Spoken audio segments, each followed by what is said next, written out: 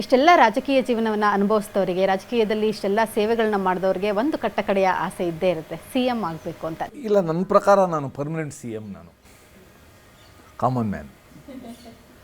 ಆ ಕಾಮನ್ ಮ್ಯಾನ್ಗಿಂತ ಒಳ್ಳೆ CM ಇರಲಿಕ್ಕೆ ಸಾಧ್ಯ ಇಲ್ಲ. ಇನ್ಫ್ಯಾಕ್ಟ್ 2 ಸಲ ನಮ್ಮ ಪಕ್ಷದಲ್ಲಿ ಒಂದಷ್ಟು ಸಂಚಲನ ಉಂಟು ಮಾಡಿದಾಗ ನನ್ನ ಹೆಸರು ಕೂಡ ತೇಲು ಬಂದಿತ್ತು.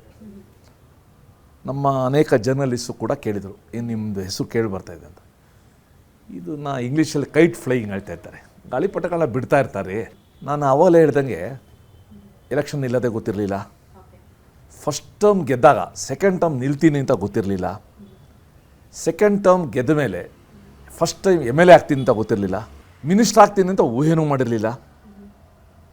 ಹಿಂದಿನ ದಿವಸ ನಾನು ಫೋನ್ ಮಾಡಿ ಹೇಳಿದ್ರು ಯಡಿಯೂರಪ್ಪನವರು, ನಿಮ್ಮ ಮಿನಿಸ್ಟರ್ ಆಗ್ತಾ ಇದ್ದೀರಾ ನೀವು ಅಂತ. ನಾನು ನಂಬಲಿಲ್ಲ. ನಾನು ರೇ ಅರ್ಥ ಆಯ್ತಾ ನಾನು ಹೇಳಿದ್ದು, ನಾಳೆ ನೀವು ಪ್ರಮಾಣ ವಚನ ಸ್ವೀಕರಿಸ್ತಾ ಇದ್ದೀರಾ? ಆಯ್ತು ಸರ್ ಅಂದೆ ನಾನು.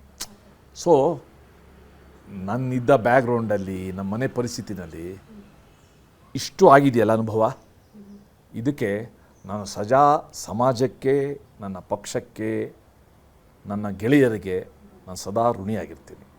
ಮುಂದೆ ಯಾವ ರೀತಿ ಬರ್ತದೋ ಪರಿಸ್ಥಿತಿ ಆ ರೀತಿ. ಸಾಮಾನ್ಯವಾಗಿ ಏನಾಗುತ್ತೆ ಅಂತಂದರೆ, ಒಬ್ಬರು ಪೊಲಿಟಿಷಿಯನ್, ಒಬ್ಬರು ಸೆಲೆಬ್ರಿಟಿ ಮಕ್ಕಳಾದರೆ ಅದೊಂಥರ ಹೊರೆನೂ ಹೌದು ವರನೂ ಹೌದು ಅನ್ನೋ ಥರ ಆಗುತ್ತೆ. ನಿಮ್ಮ ಲೈಫಲ್ಲಿ ಹೊರ ಆದಂಥ 2 ಘಟನೆಗಳು ಯಾವ್ದಾರು ಇದ್ರೆ ಹೇಳ್ಬೋದಾ? ಹೊರೆ ಅಂತ ಆಗೋಕ್ಕೆ most people didn't know who my father was. ಈ ಕೋವಿಡ್ ಅಲ್ಲ, ಡ್ಯಾನ್ಸ್ ವೈರಲ್ ಆಗಿಲ್ಲ ಅಂದಿದ್ರೆ ಗೊತ್ತೇ ಆಗ್ತಿರ್ಲಿಲ್ಲ. ಆ ವೈರಲ್ ಆದಮೇಲೆ ತುಂಬ ಜನಕ್ಕೆ ಸಪ್ತಗಿರಿ ನಾನು ಅಲ್ಲಿ ಓದ್ತಿದ್ದಾಗ ಗೊತ್ತಾಗಿದ್ದು, ಓ ಸುರೇಶ್ ಕುಮಾರ್ ಮಗಳು ಇವರು ಅಂತ.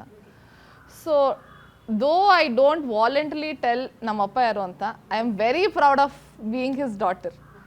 ಐ ಡೋಂಟ್ ನೋ ಎಷ್ಟು ಪೊಲಿಟಿಷಿಯನ್ಸ್ ಮಕ್ಕಳು ಅದನ್ನು ಹೇಳ್ಬೋದು, ಬಟ್ ನಾನು ಹೆಮ್ಮೆಯಿಂದ ಹೇಳ್ಬೋದು ನಾನು ಸುರೇಶ್ ಕುಮಾರ್ ಮಗಳು ಅಂತ. ನನ್ನ ಮನೆಯಲ್ಲಿ ಯಾರು ಕೂಡ ತಲೆಗೆ ಹತ್ತಿಸ್ಕೊಂಡಿಲ್ಲ. ಅದು ನಮ್ಮ ಮನೇಲಿ ಏನೋ ದೊಡ್ಡವರು ಯಾರೋ ಇದ್ದಾರೆ, ಒಂದು ಸೆಲೆಬ್ರಿಟಿ ಅಂತ ಹೇಳಿದ್ರಿ, ಪೊಲಿಟಿಷಿಯನ್ ಅಂತ, ಅದನ್ನ ಯಾರು ಕೂಡ ತಲೆಗೆ ಹಚ್ಕೊಂಡಿಲ್ಲ. We I try to be as a common man can B.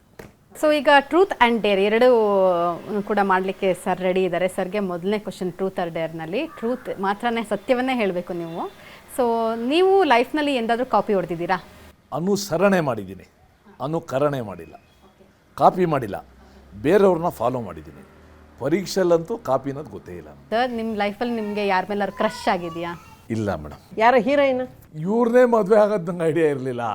ಮದುವೆ ಅಂದ್ರೆ ದೂರ ಏನೋ ಗಾವುದ ಅಂತಾರೆ. ಆಯ್ತು, ನಿಮಗೆ ನೀವು ಮದುವೆ ಆಗಬಾರ್ದು ಅಂತ ಡಿಸೈಡ್ ಮಾಡಿದ್ರಿ, ಏನೋ ಪ್ರಿನ್ಸಿಪಲ್ ಇಟ್ಕೊಂಡಿದ್ರಿ, ಓಕೆ. ನೀವು ನೋಡೋಕೆ ಬೇರೆ ಇಷ್ಟೊಂದು ಕ್ಯೂಟ್ ಆಗಿ ಸ್ಮಾರ್ಟ್ ಆಗಿದ್ರಿ, ನಿಮ್ಗೆ ಯಾರು ಪ್ರಪೋಸಲ್ ಮಾಡಿಲ್ವಾ? ಹಂಗೆಲ್ಲ ಮುಚ್ಚಿಡಬಾರ್ದು, ಟ್ರೂತ್ ಇದು, ಸತ್ಯವನ್ನೇ ಹೇಳಬೇಕು. ನಾನು ಬೆಳೆದೊಂದು ವಾತಾವರಣನೇ ಬೇರೆ, ನನ್ನ ಬ್ಯಾಕ್ಗ್ರೌಂಡೇ ಬೇರೆ, ಇದು ಮತ್ತು ಆ ಥರ ಸರ್ಕಲಲ್ಲೇ ನಾನು ಇರಲಿಲ್ಲ. ನಾನು ನೀವು ಹೇಳಿದ್ರಿ ಇಡೀ ಜೀವನ ಪೂರ್ತಿ ಮೇಡಮ್ ನಿಮಗೋಸ್ಕರ ಇಷ್ಟೆಲ್ಲ ಸ್ಯಾಕ್ರಿಫೈಸ್ ಮಾಡಿದ್ದಾರೆ, ಜೊತೆಲಿ ನಿಮ್ಮ ಜೊತೆಲಿ ಫ್ರೆಂಡ್ ಆಗಿ, ಬೆಂಬಲವಾಗಿ, ನಿಮಗೆ ಒಂದು ಇನ್ಸ್ಪೈರ್ ಆಗಿ ಕೂಡ ನಿಮ್ಮ ಜೊತೆಲಿ ನಿಂತಿದ್ದಾರೆ. ಸೊ ಈ ಮುದ್ದಾಗಿರೋಂಥ ಈ ಮೇಡಮ್ಗೆ ನಿಮ್ಮ ಕಡೆಯಿಂದ ಒಂದು ಸ್ವೀಟ್ ಮುತ್ತು ಕೊಡಬೇಕು.